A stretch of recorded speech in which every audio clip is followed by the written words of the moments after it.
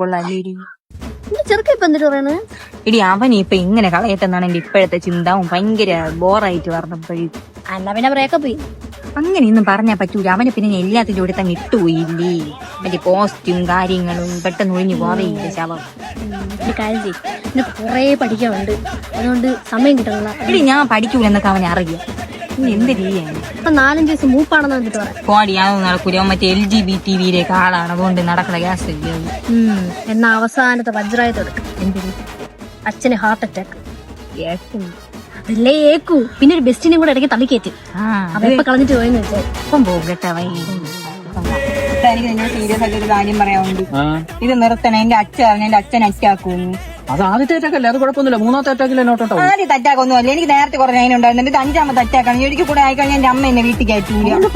എടാ നീ ഒരു കാര്യം ചെയ്യും, നീ സുഖമായിട്ട് ജീവിച്ചു ആരെങ്കിലും കൂടെ. എനിക്ക് എന്റെ അച്ഛനാണ് വലുത്. അച്ഛൻ ഇല്ലാത്തൊരു ലോകം എനിക്ക് പറ്റൂല. നീ ഒരു കാര്യം ചെയ്യും, സന്തോഷമായിട്ട് ജീവിച്ചു ആരോടെ ഇവിടെ പിടിച്ചു. ഞാൻ പോണേടാ ബായ്. തേച്ചടി തേച്ച അങ്ങനെ ആ തലവേദന പോയി.